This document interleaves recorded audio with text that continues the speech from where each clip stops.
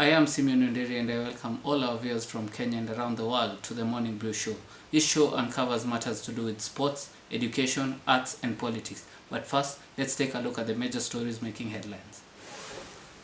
Doping ban against 28 Russian athletes overturned. 28 Russian athletes had their doping bans overturned after their appeals were heard by the highest tribunal court. The athletes are still unsure if they will compete in the Winter Games set for Pyongyang in South Korea. Is Nairobi regeneration a lie as garbage piles up despite city cleanup promise? The campaign promises of Governor Mike Sonko are yet still to pass. The city is filled with garbage heaps and bad roads, and residents are wondering if Nairobi regeneration plan was a hoax. Nairobi court rules out 50-50 share of couples' wealth after divorce. The High Court upheld the law that guaranteed splitting of property. They argue that each party has to work out each with what they contributed without really one party walking away with more that they put in. On this segment, we'll discuss doping in sports. Following the ban on Russian athletes at the Winter Olympics, we'll find out why athletes are using these performance enhancement drugs and why they are banned. Doping is everywhere as athletes yearn to prove themselves better than the other. We invite you to comment on this discussion on our Twitter pages at The Morning Brew or SMS us at 323-011.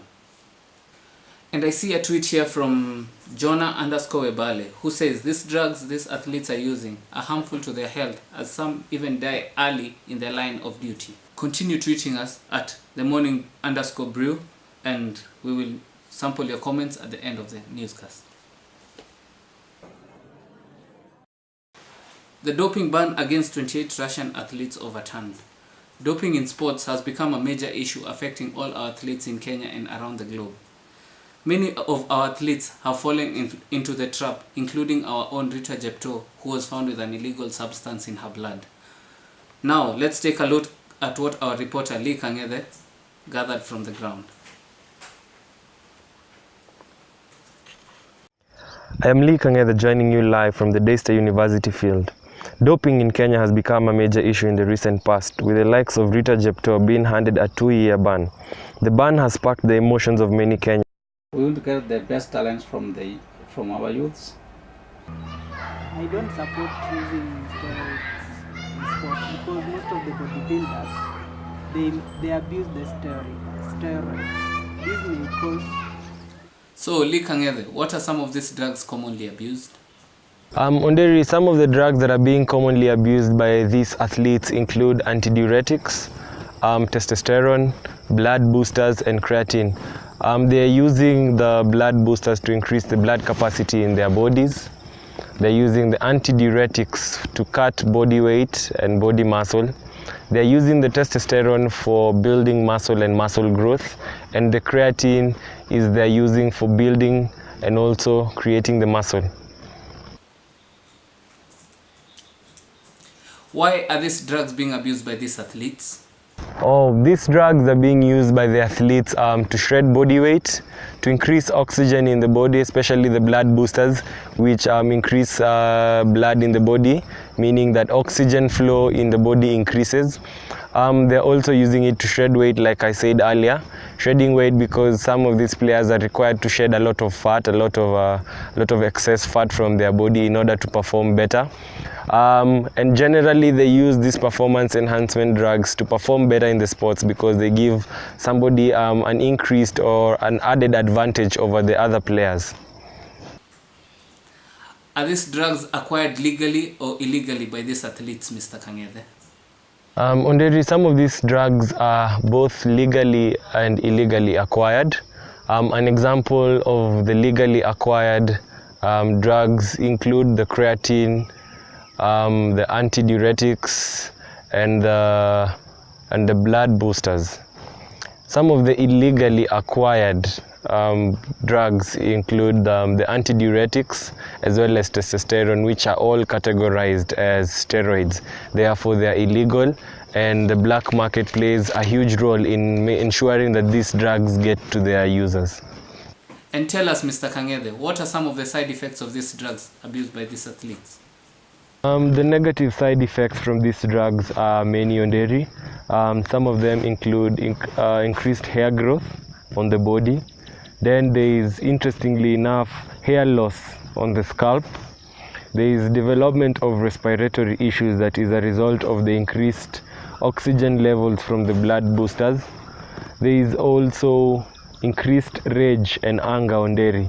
The users of these drugs become very aggressive as a result of the productivity that these drugs add to these sportsmen of ours. This includes creatine and as well as some of the antidiuretics. Lastly, on dairy, usage of these drugs could lead to death or may result to death of the user because this interferes with the hormonal changes in the body of one, and therefore it means that this affects the body or the normal body functioning of this athlete. Thank you, Mr. Lee Kangede, for the information you've gotten for us today. Thank you so much, Onderi. And here is a tweet from @J Ondeke saying that I think it is not fair for these athletes who use performance enhancement drugs as they are on a better level compared to the ones training normally. So keep tweeting and we'll sample some of your tweets at the end of the live newscast. So joining me live is Mr. Agina Wesonga, who is the former Basketball Federation chairman, to shed some light on the issue. So Mr. Wesonga, what are some of your views on the anti-doping laws in Kenya? My views on the anti-doping laws in Kenya is that these laws actually are not Kenyan laws. They are international anti-doping laws. So these laws affect all the athletes worldwide. So they're not only meant for Kenyans, but they're meant for all the athletes. So me, as far as I'm concerned, I think these anti-doping laws are okay, and people should abide by them. Do you think that the laws are too strict for most athletes in Kenya? Not really. The only thing I might say is that Kenyan athletes are the best performers in long distance races, and you go anywhere, I find that all the Kenyans are the ones who normally win all those races.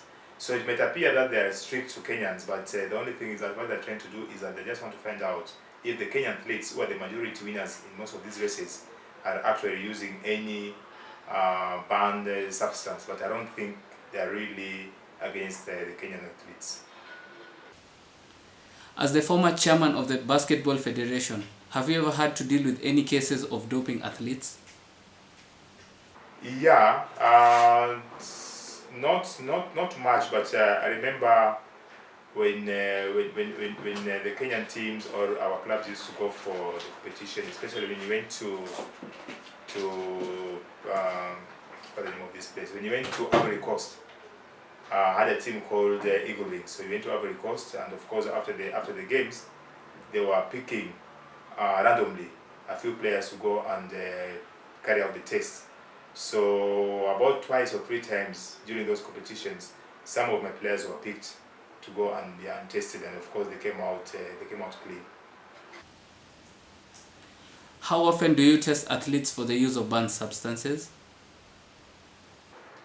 Personally, as a club, normally we don't, but normally what we do is that, or maybe as a federation, we don't do it directly, but normally what we do is that once in a while, when I was the chairman, we could call the anti-doping officials in Kenya just to come and carry out tests, especially before going out for the competition. And this is normally done at random, without even telling the players that they are going to be tested. So you don't do it as a federation, or you never used to do it as a federation, but you used to call the anti-doping organization in Kenya just to come and do the random tests. And as the former chairman of the Basketball Federation, what would be the punishment for a player caught using performance enhancement drugs? Depending on the type of drug they have used, or maybe they have found, and the quality or maybe the quantity they have used, normally the anti-doping organization are the one who decide on the duration when the player is going to be banned. It can be a year, it can be life, it can be 2 years, depending on how much the substance will be found in the player, and depending on the type of the substance they have found in the player. Because there are cases whereby a player might have taken something which contained that substance, but without knowing. So depending on the results, and depending on the outcome, and depending on the committee when they sat down, they decide on how long the player will be banned. So thank you, Mr. Gina, for joining us on the Morning Brew. Thank you. So joining us now from South Sea is a gym trainer called Kiki. So Mr. Kiki, in your line of duty, have you ever come across an athlete who uses performance enhancement drugs? No, I've never come across a client who uses steroids, but I've heard of them. I've heard for some people they use them. Like I had a friend who uses it for treatment, but I'm not sure. What are some of the effects of these drugs on the body of an athlete? There's positive effects, there's negative effects. The negative effects it causes infertility. Second one, difficulty in breathing because you get too big, then your organs are too small for your body, makes it difficult for you to breathe.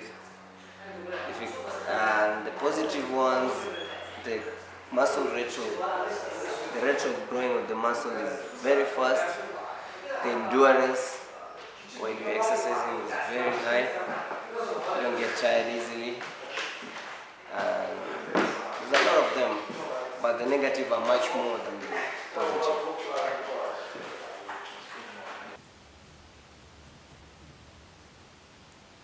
Thank you, Mr. Kiki, for joining us on the Morning Brew. So joining us live is Daniel Kabucho, who is a bodybuilder competing at the local level. So, Mr. Kabucho, what is your take on these performance enhancement drugs, and would you take them if you had a chance? My take on performance enhancement drugs and steroids, they do have a positive and negative effect. It depends on the person, but mostly we look at the negative perspective because it affects the medical and health of that particular person who's using it. We've seen issues like kidney stones, kidney failure, liver failure, heart failure, and cardiac arrest. But I'd say back here in Kenya, I wouldn't advise anyone to use them. I myself, I wouldn't use them because the guys we see abroad have doctors, specialists always looking at them or the conditions of their health, how things are operating in their bodies. So these are guys who can actually afford to use them without them actually affecting their health and improving their abilities and strength. So I'd say no on performance enhancement drugs. Thank you, Mr. Kabucho, for joining us on the Morning Brew.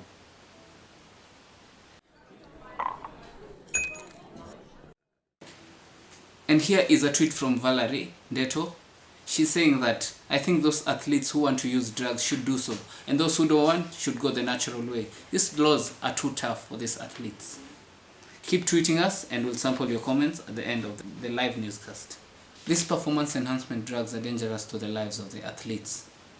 Why destroy your life while you can go natural and achieve your dream and live your life? Like, subscribe and comment on our YouTube page at @themorning_brew. Thank you for joining us. Till next time, I am your host, Simeon Onderi.